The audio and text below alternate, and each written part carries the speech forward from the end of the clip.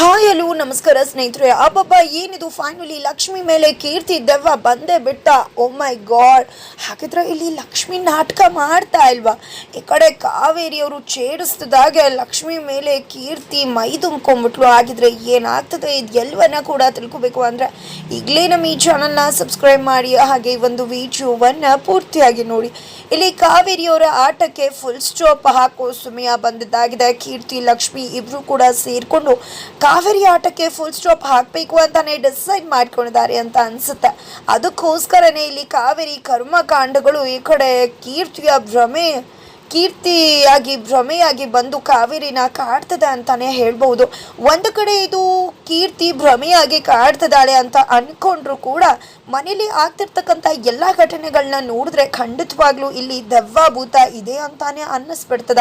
ಹಾಗಿದ್ರೆ ಇನ್ನೇ ಹೇಗೆ ಸಾಧ್ಯ ಆಗತ್ತೆ? ಗೆಜ್ಜೆ ಬಂದು ಇರೋ ಜಾಗದಲ್ಲಿ ಇಲ್ಲದೆ ಮತ್ತಿನ್ನೆಲ್ಲೋ ಜಾಗಕ್ಕೆ ಬರುವುದು, ಗೋಡೆ ಮೇಲೆ ನಿಮ್ಮನ್ನು ಯಾರನ್ನ ಕೂಡ ಸುಮ್ಮನೆ ಬಿಡೋದಿಲ್ಲ ಅಂತ ಬರೆಯೋದು, ಈ ಕಡೆ ವಿಧಿ ಬಂದು ಡೈರಿ ಎತ್ಕೊಳ್ಳೋಕೆ ನೋಡಿದ್ರೆ ಲಕ್ಷ್ಮಿ ಇಟ್ಕೊಂಡ್ಬಿಡೋದು, ಇದೆಲ್ಲ ಹೇಗಾಗೋದಕ್ಕೆ ಸಾಧ್ಯ? ಜೊತೆಗೆ ಇಲ್ಲಿ ಲಕ್ಷ್ಮಿ ಮೇಲೆ ಕೀರ್ತಿ ಮೈ ತುಂಬ್ಕೊಳ್ಳೋದು, ಕೀರ್ತಿ ದೆವ್ವ ಬಂದು ಲಕ್ಷ್ಮಿ ಕೀರ್ತಿಯಾಗಿ ನಡ್ಕೊಳ್ಳೋದು, ಇದೆಲ್ಲದರ ನಡುವೆ ರಾಹು ಮೂಲೆಯಲ್ಲಿ ನಿಂಬೆಹಣ್ಣ ಕಟ್ ಮಾಡಿಟ್ಟಿದ್ರೆ ಹಚ್ಕೊಳ್ಳುತ್ತೆ. ದೆವ್ವ ಭೂತ ನೆಗೆಟಿವ್ ಎನರ್ಜಿ ಮನೆಯಲ್ಲಿದ್ರೆ ಅಂತ ಗಂಗಕ್ಕ ಹೇಳೋದಕ್ಕೆ ಸರಿಯಾಗಿ ಇಲ್ಲಿ ಆ ನಿಂಬೆಹಣ್ಣು ಕೆಂಪಾಗೋದು, ಇದೆಲ್ಲ ಕೂಡ ನೋಡ್ತಾ ಇದ್ರೆ ಖಂಡಿತ ಇದು ಕಾವೇರಿ ಭ್ರಮೆ ಅಲ್ಲ, ನಿಜವಾಗ್ಲೂ ಕೀರ್ತಿ ದೆವ್ವದ ಆಟ ಅಂತಾನೆ ಅನ್ನಿಸ್ಬಿಡ್ತದೆ. ಹಾಗಿದ್ರೆ ಇಲ್ಲಿ ಕಾವೇರಿ ಅವ್ರಿಗೆ ಭಯ ಜಾಸ್ತಿ ಆಗ್ತದೆ. ಅದಕ್ಕೆ ಸರಿಯಾಗಿ ಅವ್ರ ಅತ್ತೆ ಕೂಡ ಬಂದು ಕಾವೇರಿ ಭಯನ ಇನ್ನಿಲ್ಲದಂತೆ ಹೆದರಿಸ್ತಿದ್ದಾರೆ, ಹೆಚ್ಚು ಮಾಡ್ತಿದ್ದಾರೆ ಅಂತ ಹೇಳ್ಬೋದು.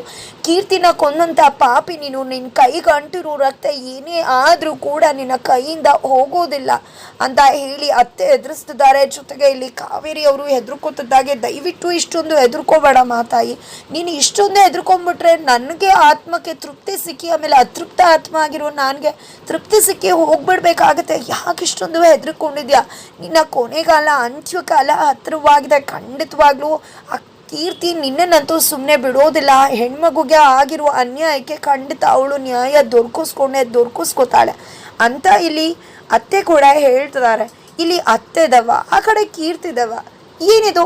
ಈ ಕಡೆ ಅತ್ತೆ ಅಂತೂ ದೆವ್ವ ಆಗಿಲ್ಲ. ಪ್ರತಿ ಬಾರಿ ಕಾವೇರಿ ಅವರ ಆ ಒಂದು ಭಯನೇ ಅತ್ತೆಯ ಪ್ರತಿರೂಪದಲ್ಲಿ ಬಂದು ಅವರನ್ನ ಕಾಡೋದು, ಎಚ್ಚರಿಸೋದು, ದಿಗಿಲನ್ನ ಹುಟ್ಟಿಸೋದು. ಅದೇ ರೀತಿ ಈಗ ಇವರೇ ಮಾಡಿರ್ತಕ್ಕಂಥ ಮತ್ತೊಂದು ತಪ್ಪಿನಿಂದಾಗಿ ಈ ಕಡೆ ಮತ್ತೊಂದು ಭ್ರಮೆಯ ಲೋಕಕ್ಕೆ ಸಿಕ್ಕಿಬಿದ್ದಿದ್ದಾರೆ ಕಾವೇರಿಯವರು.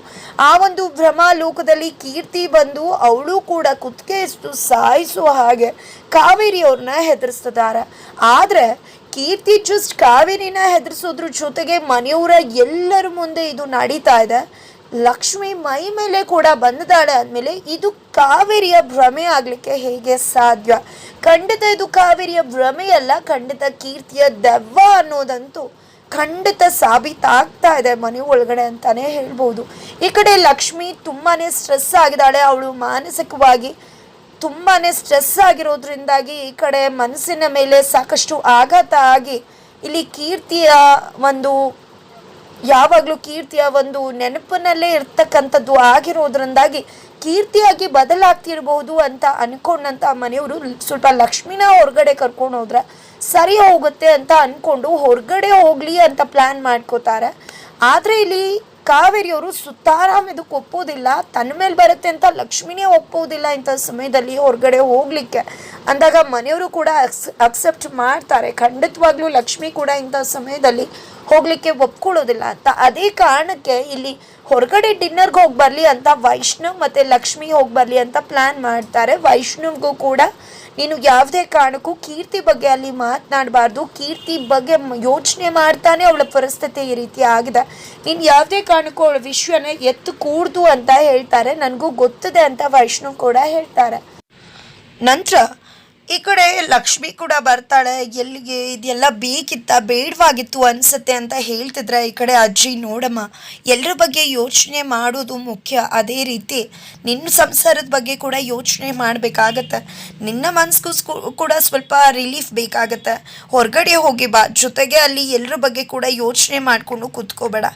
ಜಸ್ಟ್ ನಿಮ್ಮ ಬಗ್ಗೆ ಮಾತ್ರ ನೀನು ಯೋಚನೆ ಮಾಡಬೇಕು, ಆಯಿತಾ ಅಂತ ಹೇಳಿ ಇಲ್ಲಿ ಸುಪ್ರೀತ್ ಅವ್ರು ಕೂಡ ವೈಷ್ಣವ್ಗೆ ಎಚ್ಚರಿಕೆ ಕೊಟ್ಟು ಇಲ್ಲಿ ಕಳಿಸ್ಕೊಡ್ತಿದ್ದಾರೆ. ಅದರ ನಡುವೆ ಇಲ್ಲಿ ಗಂಗಕ್ಕ ಬಂದಿದ್ದೆ ನೋಡಿದ್ರ ಇಲ್ಲಿ ನಿಂಬೆಹಣ್ಣು ಏನಾಗಿದೆ ಅಂತ ನಾನು ಹೇಳ್ದೆ. ನೀವು ಯಾರು ಕೂಡ ನಂಬಲಿಲ್ಲ.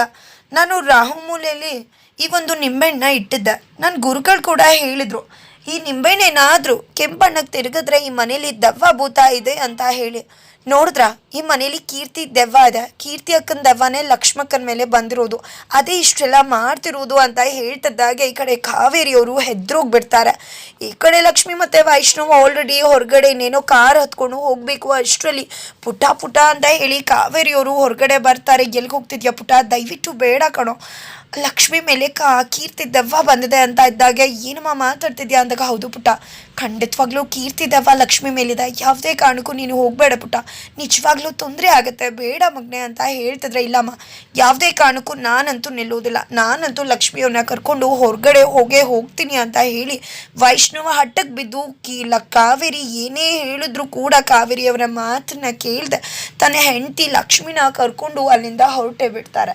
ಈ ಕಡೆ ಕಾವೇರಿ ಅವ್ರಿಗೆ ಏನು ಮಾಡಬೇಕು ಅಂತ ಗೊತ್ತಾಗ್ತಿಲ್ಲ, ಫುಲ್ ಟೆನ್ಷನಲ್ಲಿದ್ದಾರೆ. ಇಲ್ಲ ನನ್ನ ಮಗ ಯಾವುದೇ ಕಾರಣಕ್ಕೂ ಕೂಡ ಅವಳ ಜೊತೆ ಹೋಗಬಾರ್ದು, ಅವಳ ಮೇಲೆ ದೆವ್ವ ಇದೆ ಅಂತ ಹೆದರೋಗ್ತಿದ್ದಾರೆ, ಏನು ಮಾಡಬೇಕು ಅಂತ ಗೊತ್ತಾಗ್ತಿಲ್ಲ.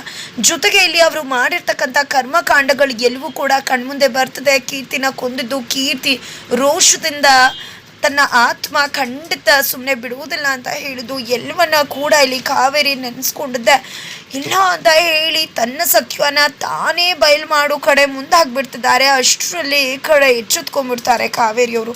ಹತ್ತ ಕಡೆ ವೈಷ್ಣು ಮತ್ತು ಲಕ್ಷ್ಮಿ ಇಬ್ಬರು ಕೂಡ ಟೈಮ್ ಸ್ಪೆಂಡ್ ಮಾಡ್ತಿದ್ದಾರೆ. ಈ ಕಡೆ ಯಾವತ್ತೂ ಕೂಡ ನಾನು ನಿಮ್ಮ ಜೊತೆ ಇರ್ತೀನಿ, ನಿಮ್ಮ ಹೆಜ್ಜೆಯಾಗಿ ಇರ್ತೀನಿ, ಕೈ ಹಿಡಿದು ನಡೆದು ಹೋಗೋಣ ಇಡೀ ಜೀವನದಲ್ಲಿ ಅಂತ ಹೇಳಿ ತನ್ನ ಪ್ರೀತಿಯ ಮಾತುಗಳನ್ನ ಲಕ್ಷ್ಮಿಗೆ ಆಡ್ತಾ ಇದ್ರೆ, ಈ ಕಡೆ ಲಕ್ಷ್ಮಿ ಕೂಡ ತನ್ನ ಗಂಡನ ತುಗುಳಿನಲ್ಲಿ ಹಾಗೆ ನಿದ್ರೆಗೆ ಜಾರಿದಾಳೆ ಅಂತಲೇ ಹೇಳ್ಬೋದು. ಫೈನಲಿ ಒಂದು ಒಳ್ಳೆ ಟೈಮ್ ಸ್ಪೆಂಡ್ ಮಾಡಿದ್ರು ಮುಖಾಂತರ ಮನೆಗೆ ಬರ್ತಿದ್ದಾಗೆ ಬೆಳಗ್ಗೆ ಆಗ್ತಿದ್ದಾಗೆ ಕಾವೇರಿಯವರು ಲಕ್ಷ್ಮಿನ ಕರ್ಕೊಂಡು ಹೊರಡ್ತಿದ್ದಾರೆ. ಈ ಕಡೆ ಲಕ್ಷ್ಮಿಗೆ ಏನೂ ಹೇಳದೆ ಎಳ್ಕೊಂಡು ಬರ್ತಿದ್ದಾರೆ. ಈ ಕಡೆ ಲಕ್ಷ್ಮಿನ ಒಂದು ದೇವಸ್ಥಾನಕ್ಕೆ ಕರೆದುಕೊಂಡು ಬರ್ತಾರೆ. ದೇವಸ್ಥಾನದಲ್ಲಿ ಎಲ್ಲರೂ ಕೂಡ ನೋಡಿದೆ ಲಕ್ಷ್ಮಿಗೆ ಏನಿದು ಇಲ್ಲಿಗೆ ಕರ್ಕೊಂಡು ಬಂದರು ಅಂತ ಅನ್ನಿಸ್ತದ.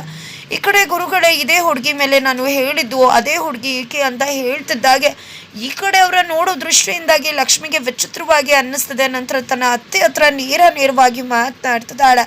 ಈ ಕಡೆ ಯಾಕತ್ತೆ ನನ್ನನ್ನು ಎಲ್ಲ ಕರ್ಕೊಂಡು ಬಂದಿದ್ರ ಅಂತಿದ್ರೆ, ಯಾಕೆ ಅಂತ ಕೇಳ್ತಿದ್ಯಲ್ಲ, ಯಾಕೆ ಅಂದರೆ ನಿನ್ನ ಮೈ ಮೇಲೆ ಕೀರ್ತಿ ದೆವ್ವ ಮೆಟ್ಕೊಂಡಿದ, ಅದಕ್ಕೋಸ್ಕರನೇ ನಿನ್ನ ಇಲ್ಲಿಗೆ ಎಳ್ಕೊಂಡು ಬಂದಿರೋದು ಅಂತಿದ್ರೆ ಏನು ಮಾತಾಡ್ತಿದ್ರ, ಕೀರ್ತಿ ದೆವ್ವ ಅಂತ ಏನೂ ಇಲ್ಲ ಆ ರೀತಿ, ಸುಮ್ಮನೆ ಏನೇನೋ ಮಾತಾಡಬೇಡಿ ಅಂತ ಹೇಳಿ ಅಲ್ಲಿಂದ ಹೊರಡೋಕೆ ನೋಡಿದ್ರೆ, ಈ ಕಡೆ ಏನು ಮಾತಾಡ್ತಿದ್ಯಾ ನೀನು, ನಿನ್ನ ಮೇಲೆ ಕೀರ್ತಿ ದೆವ್ವ ಬಂದಿರೋದು ನಿಜ, ಸುಮ್ಮನೆ ವಿನಾಕಾರಣ ಏನೇನೋ ಆಡಬೇಡ, ಬಂದು ಇಲ್ಲಿ ಕುತ್ಕೋ ಅಂತ ಹೇಳ್ತಿದ್ದಾರೆ. ಈ ಕಡೆ ಆಲ್ರೆಡಿ ಒಂದು ಚಕ್ರದ ರಂಗೋಲಿ ಹಾಕಿದ್ದಾರೆ, ಅದ್ರ ಒಳಗಡೆ ದೆವ್ವನ ಕೂರಿಸಿ ನಾಗವಲ್ಲಿ ರೀತಿಯೇ ನಾಗವಲ್ಲಿ ಅವತಾರದ ಸೌಂದರ್ಯ ಮೈಯಲ್ಲಿ ಇದ್ದಂಥ ನಾಗವಲ್ಲಿನ ಹೇಗೆ ಹೊರಗಡೆ ತರ್ತಾರೋ ಅದೇ ರೀತಿ ಲಕ್ಷ್ಮಿ ಮೈಯಲ್ಲಿರೋ ಕೀರ್ತಿನ ಹೊರಗಡೆ ತರೋ ಕೆಲಸಕ್ಕೆ ಮುಂದಾಗ್ತಿದ್ದಾರೆ ಅಲ್ಲಿ ಗುರುಗಳು. ಆದರೆ ಇಲ್ಲಿ ಲಕ್ಷ್ಮಿ ಮಾತ್ರ ಹೊರಡ್ತಾ ಇದ್ರೆ, ಲಕ್ಷ್ಮಿ ನಿಜವಾಗ್ಲೂ ನಿನ್ನ ಮೇಲೆ ಕೀರ್ತಿ ದೆವ್ವ ಇದೆ, ಸುಮ್ಮನೆ ಬಂದು ಈ ಚಕ್ರದಲ್ಲಿ ಕುತ್ಕೋ ಅಂತ ಕಾವೇರಿಯವರು ಹೇಳ್ತಿದ್ದಾಗೆ ಈ ಕಡೆ ಲಕ್ಷ್ಮಿ ತಿರ್ಕೊಂಡ್ಬಿಡ್ತಾಳೆ. ತಿರುಗಿದ್ದು ಲಕ್ಷ್ಮಿ ಅಲ್ಲ ಕೀರ್ತಿ. ಲಕ್ಷ್ಮಿ ಕೀರ್ತಿಯಾಗಿ ಆಲ್ರೆಡಿ ಬದಲಾಗಿದ್ದಾಳೆ. ಈ ಕಡೆ ಕೀರ್ತಿಯಾಗಿ ಏನು ನನ್ನ ಮೇಲೆ ದೆವ್ವ ಇದೆಯಾ, ನನ್ನನ್ನೇ ದೆವ್ವ ಅಂತೀರಾ ಅಂತ ಹೇಳಿ ಕೆಂಡ ಕಾಡ್ತಿದ್ದಾಳೆ. ಈ ಕಡೆ ಲಕ್ಷ್ಮಿಯ ಅವತಾರಕ್ಕೆ ಈ ಕಡೆ ಕಾವೇರಿಯವರು ಹಾಗೆ ತಂಡ ಹೊಡ್ತಿದ್ದಾರೆ. ಹಾಗಾದ್ರೆ ಏನಪ್ಪ ನಿಜವಾಗ್ಲೂ ಕೂಡ ಇಲ್ಲಿ ಕೀರ್ತಿ ಮೈ ತುಂಬ್ಕೊಂಬಿಟ್ಲ ಲಕ್ಷ್ಮಿ ಮೇಲೆ ಅಂತ ಅನ್ನಿಸ್ತದೆ. ಇದೆಲ್ಲ ಕೂಡ ಬದಿಗತ್ತಿ ನೋಡಿದ್ರೆ ಇದೆಲ್ಲವೂ ಕೂಡ ಕಾವೇರಿ ಆಟನ ಹೊರಗಡೆ ತರುವುದಕ್ಕೆ ಲಕ್ಷ್ಮಿ ಆಡ್ತಿರೋ ನಾಟಕ ಅಂತ ಅನಿಸುತ್ತೆ.